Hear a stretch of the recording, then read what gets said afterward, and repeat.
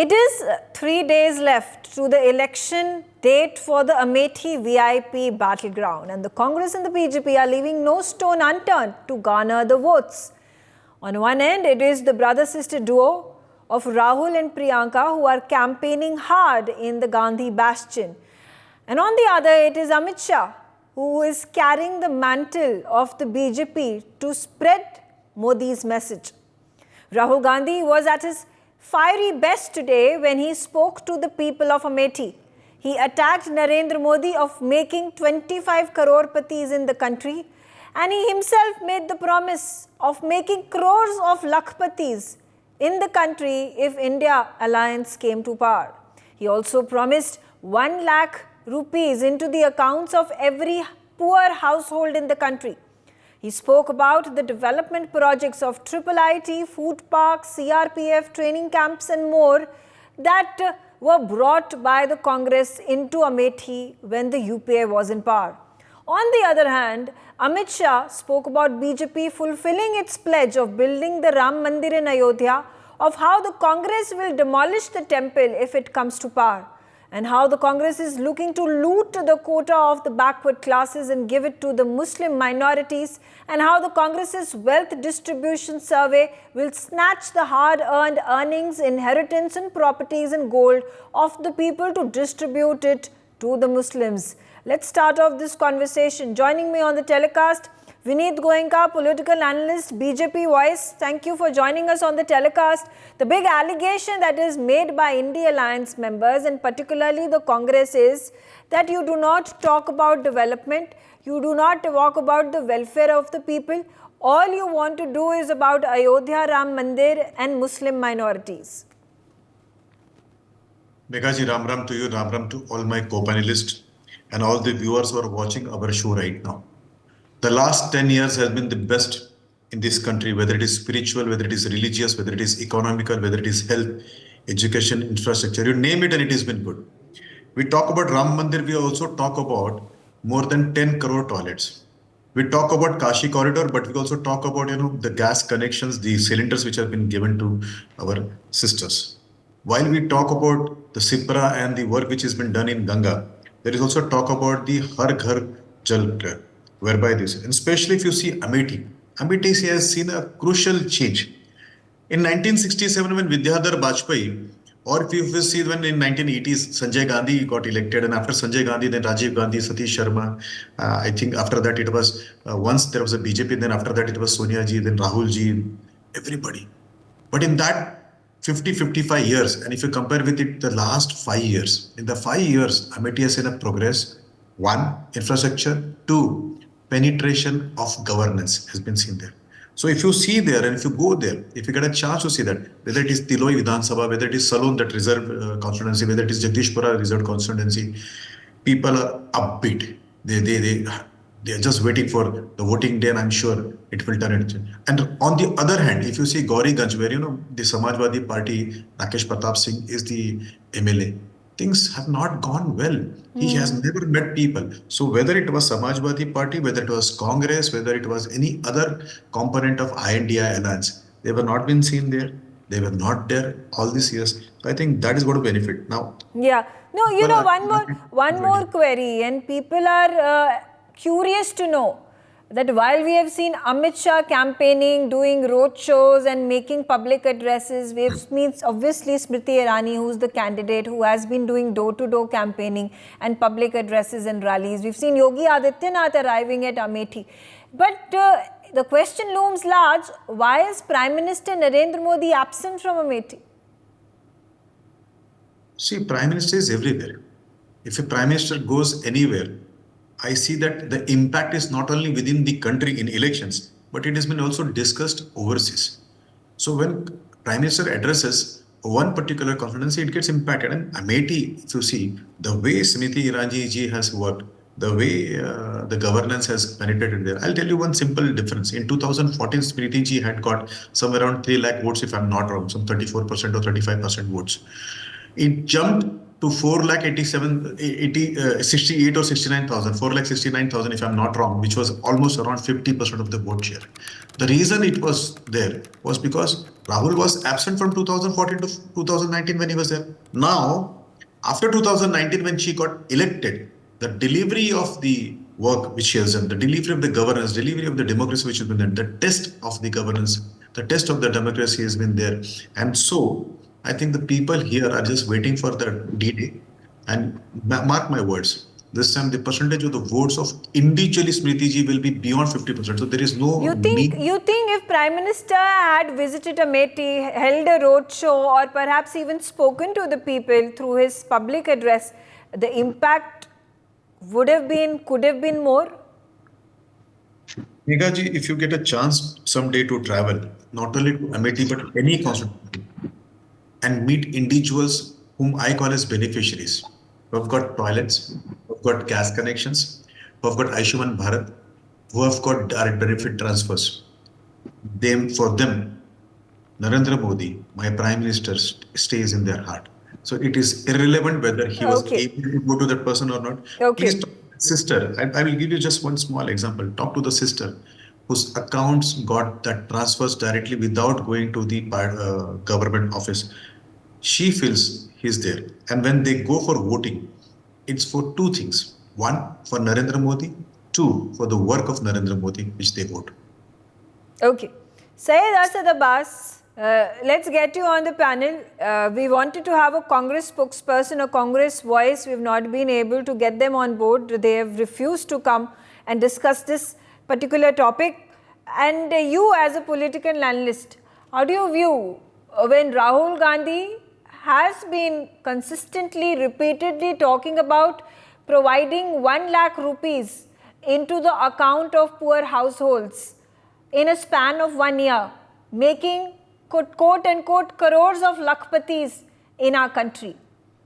When there has been a similar attempt, an effort which is also visible, because these have been not just promised but accomplished, implemented under BJP, of making and ensuring that 3 crore people in the country get 1 lakh rupees in their accounts. This is the Lakhpati Didi of the BJP versus the Mahalakshmis under the Nari Nyay Manifesto of the Congress. Which one is winning? Which one is gaining more traction? The one that has already been implemented, the result is on the ground, versus the promise that is being made by the Congress? Megha ji, I honestly believe that especially the Congress spokesperson must and should be on NewsX, because it's about news and not noise. And certainly your show, Megha ji, especially at 5 p.m., which is greatly regarded, where we get equal amount of time to speak. Also, as a matter of fact, a representation in the right media like NewsX, Congress must have. Let me take this opportunity and declare to all my friends of the Congress. Also, there's a very right question that you've asked, Megha ji. I truly believe in the best interest of my country, my beautiful country of India.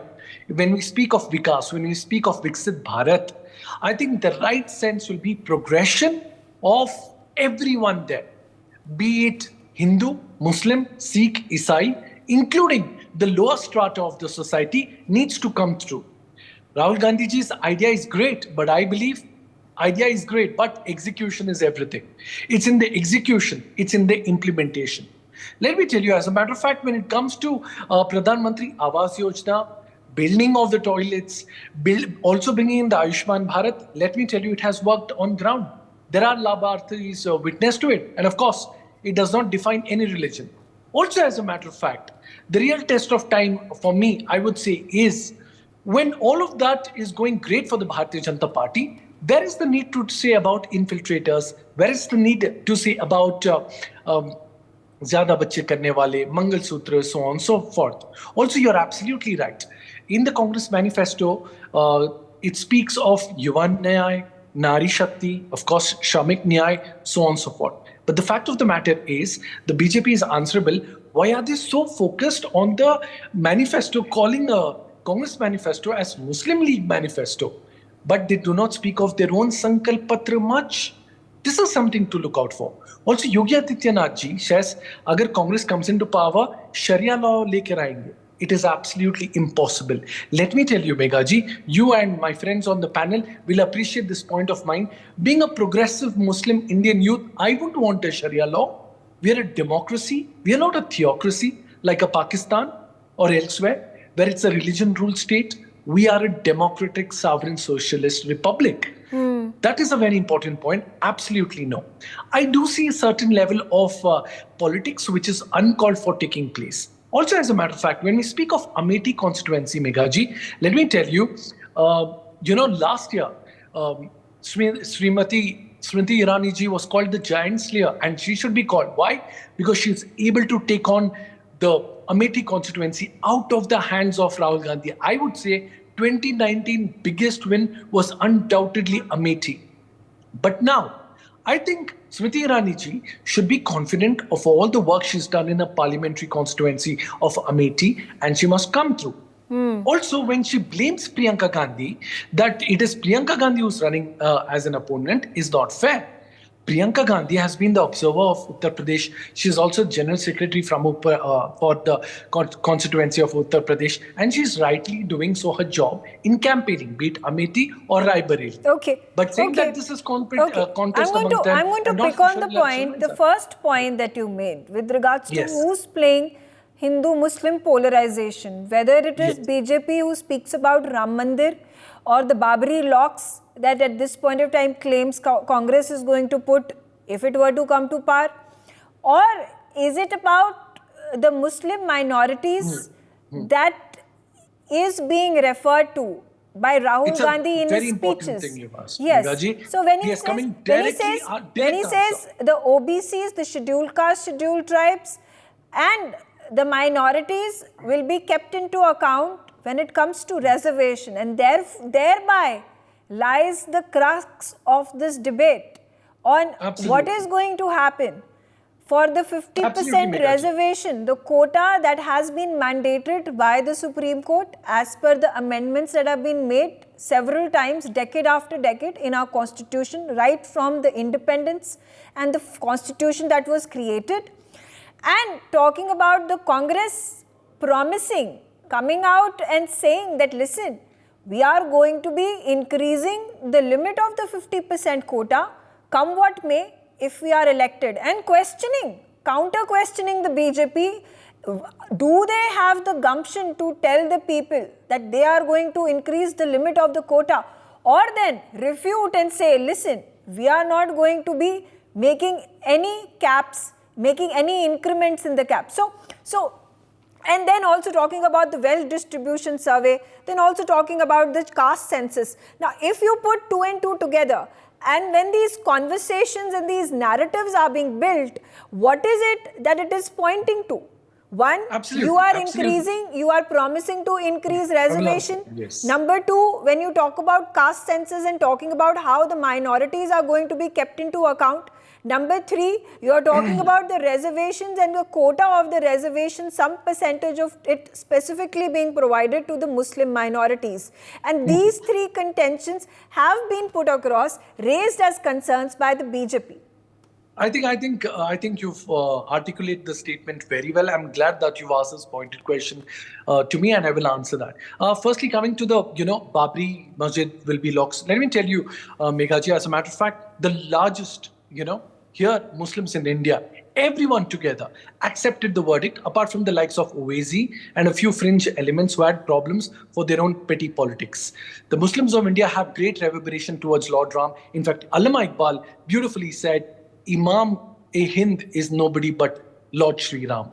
Also, now coming to the next part. I'll just quickly, one point I would like to make, since you said one point before you continue. The point is, I'll make a point on the point is when you say Congress or other members of the India Alliance have accepted it, they are welcoming of the Ram temple, and in the same breath say that it is not built as per the Vastu. So what does it mean? If India Alliance were to come to power, are they going to raise the temple and rebuild it? I did not actually say India Alliance. I said the Muslims of India have very largely Okay. accepted. In fact, the Kerala Samasta Kalyanam also mentioned that, Yes, of course. I agree. Our sentiments will not be hurt Agreed. if any of the political leaders would like to go. And a quick point on the OBC reservation. Let me tell you, many a times the Bharatiya Janata Party has blamed my state of Karnataka, Siddaramaiah, that why are they giving Muslims under OBC reservation? Now, let me give some startling facts here. Under the Gujarat government, for 20 years, even when Pradhan Mantri Modi ji was the Chief Minister of Gujarat, 22 castes of Muslims are given reservation under the OBC caste. Under the Shivraj Singh government, even 25 years of ruling of Madhya Pradesh under BJP, 27 subcastes of Muslims are given reservation under the OBC. Not just that, Manipur, Assam, Uttar Pradesh. Yes, and it is across the board in all the states. And Karnataka is no different, Andhra Pradesh is no different, Telangana is no different. The point comes over here is why give a specified 4% reservation or even to the level of 25% where a proposal was sent to the government of India which was rejected. Megha ji, my point is, जब सिद्धरामैया करें तो प्यार, आप करें तो वार, ये कैसा अत्याचार? Why the duplicity and hypocrisy of the BJP? You are not getting my point. When they do it, they blame us Siddaramaiah. You're not getting my point. You're not getting my point. I'm saying yes, it is affirmative action that the Muslim minorities, the castes which are backward, it's important, imperative Absolutely to put them, you know, under the OBC, under scheduled caste, scheduled tribe, whichever grades you want to at this point of time categorize them and put it. But the point is, why out of the, suppose there is a 50% quota for OBC, scheduled caste, scheduled tribe, why are you taking out the 4% or 10% or 20% and giving it specifically to the Muslim minorities, the ones who are backward, the ones who are poor, and then dividing this and then segregating it and saying that this is quota on the basis of religion, which is not allowed in the constitution, which is not part of what the Supreme Court mandate was. In Karnataka, Megha ji, 17 castes of Muslims are given, not all of them. I am not given. I come under the general category. All of them. Every single one of the Muslim, they have made it clear 17 castes are given. Not my caste. Qureshis are given. Karyast are given. Along with that, there is a caste called... All castes are given. All castes not are all, given. ma'am. No, I have never got it. I come from under Muslim category here in Karnataka. Maybe you've not applied for it. In my education, I got reservation. Maybe you've not applied for it. In my job, I got reservation. Maybe you've not applied for it. As a matter of fact, this happened in the Deve Gowda government, who was the chief minister. This happened in the Deve Gowda government when the UPA was in power in 1996. Before that, it was Virappa Moily who carried forward the two commissions that had recommended, which was under the UPA, that there needs to be 4% reservation given to the Muslim minorities. Absolutely. 4% reservation, for which Baswaraj Bommai, in his government, under the chief minister ruled of the BJP, he brought down the 4% to 2%. And he took away the 4% and gave it to the Vokaligas and the Veerashaivas, 2% each. He gave 1% to the Lingayat, 1% to the Vokaligas. Absolutely right. But whereas Vokaliga and Lingayat, here they did it for the vote bank, because Vokaliga Lingayat are much better position than many of the SCs, STs and OBCs. Honestly speaking, I come from Karnataka, Megha ji, and undoubtedly you're absolutely right. There has been a lot of politics which has been played here. Okay. But the fact is, 17 castes have been categorized by the Ranganath Mishra Commission, by the Sacha Report Committee, and the Chinnappa Reddy Commission. So that's why I'm saying, when all of this has been done, affirmative actions have been taken, then why is the need for an additional 4% quota? All right, Pankaj Vora, managing editor, the Sunday Guardian, also on the telecast with me. Pankaj Vora, how do you view this narrative that is being built? One is about the attacks being made by the opposition that, listen, BJP does not talk about development, does not talk about welfare, does not talk about the schemes that it has launched, the beneficiaries it has been. But I think this is false, because every single press address, every single public address, rallies, I see Prime Minister Narendra Modi, I see Amit Shah, Yogi Adityanath, telling the people that this is what we've done, this is the amount of money that we have invested in giving you the schemes and projects and so on and so forth.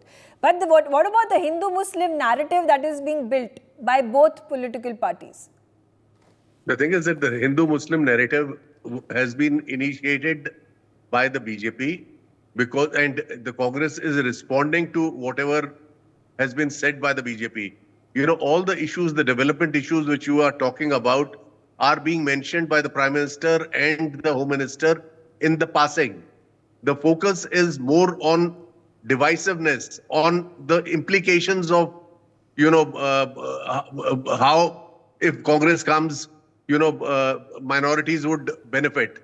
So, there is a certain narrative which appeals to a large number of people in India, and that is what the Prime Minister and the Home Minister are basically highlighting. Okay. Having said that, the Congress, is basically trying to focus on economic issues. It is trying to focus on the constitution being preserved. It is trying to focus on the institutions in danger, etc. So now, which of the two narratives appeals to the people is what we have to see over a period of time, and everything will be clear once the verdict is out on June 4th. So that is how things are playing out. And that's how I see it. How is this going to impact the people of Amethi? Are the people of Amethi going to be lured? Are they going to have the Ram Mandir as a key factor on the basis of which they are going to vote? Is it development on the basis of which they are going to vote? And if it is both Ram Mandir and development, has the BJP been able to win the hearts and the votes of the people?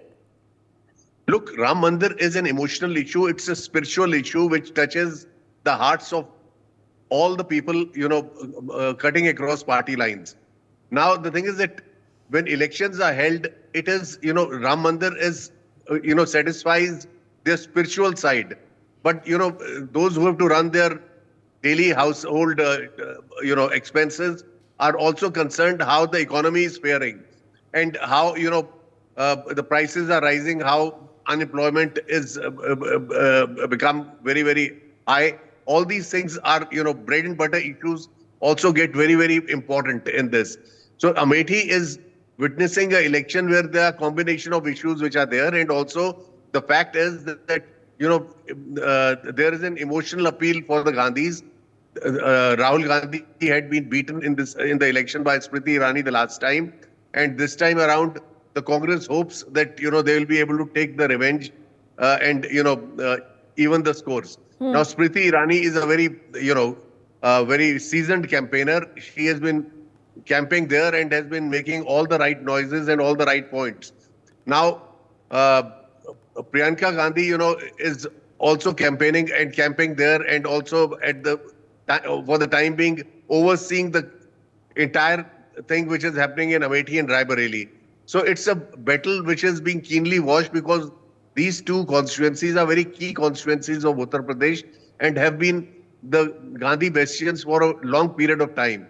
So we have to see whether Smriti Irani is able to retain her hold over Amethi, or whether this Kishori Lal Sharma, who has been looking after the constituency since 1984 when Rajiv Gandhi had appointed him to look after it, is able to. But don't you think the revenge would have been sweeter if Rahul Gandhi himself had fought the election against Smriti Irani and won it? If the Congress is so confident that it will be able to retain the Amethi seat from the BJP this time around, 2019 was an anomaly. That is the narrative that they are going ahead with. Isn't it then obvious that Rahul Gandhi has picked the Rae Bareli seat because it is quote-unquote a safer seat? No seat in any election is safe. A mass leader like Indira Gandhi, who BBC had described as the greatest mass leader of the last century, had herself lost from Rae Bareli by 58,000 votes in 1977. After that, any person who's watching political developments in this country would always tell you that no seat anywhere is safe. And till the time the seat is won and, declared, no one can be dead sure. Now, Rahul Gandhi chose Rae Bareli because it was a seat of his grandparents. It was a seat which was represented by his mother. And she could not contest this election because of various reasons and has opted for Rajya Sabha. And she's unable to contest in Lok Sabha because, she does not have the health which supports her, contesting the Lok Sabha. Amethi, at one time it was, speculated that Priyanka will. But then Priyanka has to campaign everywhere. if she would have contested from Amethi, she would have been, tied down to one seat. So that's the party's decision, in this. I mean, it is the Congress party but which Rahul should Gandhi be able is to answer. campaigning across the length and breadth of the country, and he's fighting not just one constituency, he's fighting from two. No, because he's confident of winning. The Gandhi siblings are confident of winning both the seats. But, their presence there is, galvanizes the Congress worker. So that's how Rahul Gandhi is doing it. The Prime Minister spent quite a lot of time in Rae Bareli trying to convince people that Congress will not get any seat in Uttar Pradesh this time. So, these are charges, counter charges. Okay, can I come in? I'll come to you, ma'am. Just hold on. Yes. Okay. Yeah. Okay. All right. So, Gargi Nandi Rao, how do you view as an outsider? You're watching these developments on your television screen. You're reading the newspapers. You're hearing the leaders campaign and making public speeches.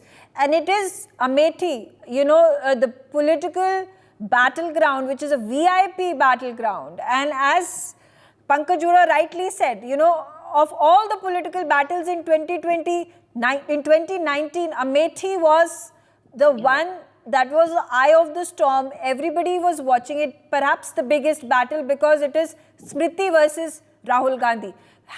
Right. Having Rahul take away and fight from Rae Bareli instead of Amethi, has that, taken the shine away from the Amethi battle? Because this time around, it's not Rahul versus Smriti. It is only Smriti versus a smaller, not so known leader of the Congress. So the focus shifts. One is Amethi, but more so in Rae Bareli, because it's Rahul Gandhi who's once again hoping to ensure that the bastion stays with the Congress. Okay. Thank you, Megha. Thank you for inviting me. I waited patiently. I hope I'll be given that much time. See, why did not Rahul come from Amethi? Because he knows that for 15 years, he was absent. Okay, he was the MP of Amethi, and Amethi had intergenerational poverty. 400 plus factories were closed in Amethi, and now there are 13,000 MSMEs. Talking about development, Megha, it shows. Okay, Amethi, there were 16 lakh people did not have toilet. Go and see how many people, more than 1.5 lakh people got houses, the gases, the toilets, 90,000 women. They got direct benefit from the PM scheme. 5,200 street hawkers, they got loans. 1 lakh people got Mudra Yojana loans. Today, Amethi has the Coca-Cola bottling plant. Today, Amethi has UP's largest poultry and fish stock plant. So Amethi has seen development. So Rahul Gandhi knows that what they did in the last 15 years, what he did. So that's why he didn't dare to come to Amethi. And why did they even declare about coming to Rae Bareli after the contest at Wayanad? You must be thinking, right? Because they were not sure. People of Wayanad also may not vote for him, because there was Annie Raja from their India alliance only. So they kept mum. Though there was speculation, they kept mum. They announced Rae Bareli also afterward. So it is quite obvious that Smriti Irani has done work on the ground. Even when in 2014, Smriti lost it, then also she was working for the Amethi people. That's why they voted. She's the Didi of Amethi. And see, in 2022, if you see the assembly election, the 5 assembly seats in the constituency, Lok Sabha constituency of Amethi, all of them in 4, Congress lost the deposit, and in the 5th also it was defeated by BJP. So what does it see? It was only 2 years back. So that shows, so Smriti Irani is confident. Okay. And since Rahul knew that he cannot win, so that would have been a real prestige issue. Second time to be defeated, so that's why they sent Kishori Lal, right? So that's very clear to everybody on the ground. And I want to come to Abbas. Abbas was talking why, and the panelist before me, he also said that BJP is doing Hindu-Muslim. BJP is not doing, he's countering. Tell me, who is talking about redistribution of wealth? That kind of, I think Congress has, Rahul Gandhi is surrounded by some loony. Let's call a spade, Gargi, because every single speech, whether it is Narendra Modi, Amit Shah, Smriti Irani, Yogi Adityanath, it starts with Ram Mandir. It starts with Babari laws. it then goes about talking about reservation being given to the Muslims. While if you listen to Rahul Gandhi's speeches or Priyanka Gandhi's speeches or even Mallikarjun Kharge, they start on the plank that they are going to be providing 1 lakh rupees into the accounts of the poor.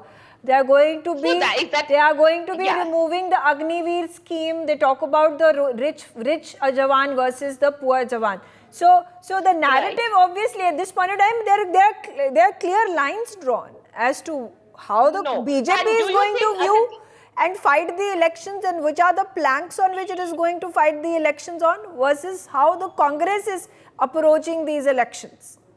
Okay, let me come to it. See, the Congress in its manifesto had stated that people will be given the right to choose personal laws. What does that mean, Megha? What do you mean by personal laws? Do they mean that the ban on triple talaq will be revoked? I have not seen that particular point. I have gone through the manifesto. I've gone through the manifesto, and it nowhere mentions. It nowhere mentions that the Congress is going to allow for a person to choose their own personal laws. But that is already an option available in our country. I mean, what is there to mention? It's already in our country since independence, and even before, during the British era.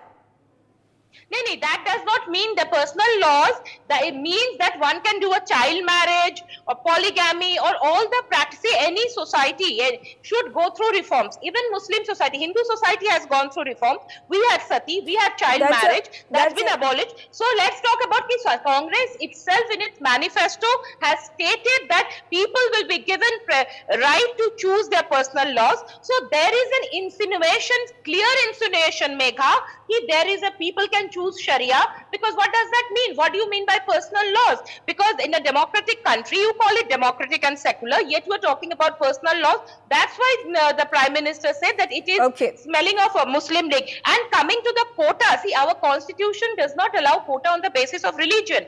BJP brought the economically weak section quota. So in the economically weak, anybody who is economically weak, irrespective of caste, creed and religion, in the 10% economical, everybody can get the reservation. Okay. Why are you specifying religion in it? Okay, and that's the argument that I put forth to Syed Asad Abbas as well. I want to bring in Advocate Gyanendra Mishra as well. And Advocate, how do you view this discussion about the Hindu-Muslim polarization, who's doing it, and particularly when you talk about Amethi, is it getting influenced with the percentage of Muslims who live in Amethi? And the larger question I do want a response from you is about Rahul Gandhi choosing not to fight from Amethi but from Rae Bareli. Has it taken the sheen out of the battle, the VIP battle that was Amethi in 2019? Maybe, Megha, that you have answered that question. The answer lies in your question as well. I think this is one of the, the very important move by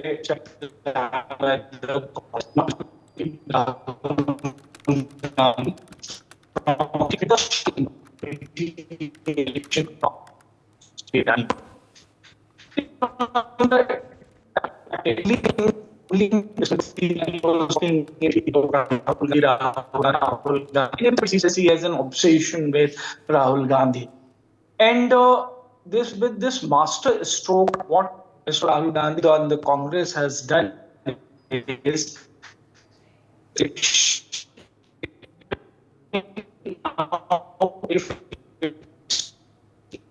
Gyanendra Mishra, we're not able to hear you. There's an internet connection problem. For more such videos, subscribe to the NewsX YouTube channel, hit the bell icon.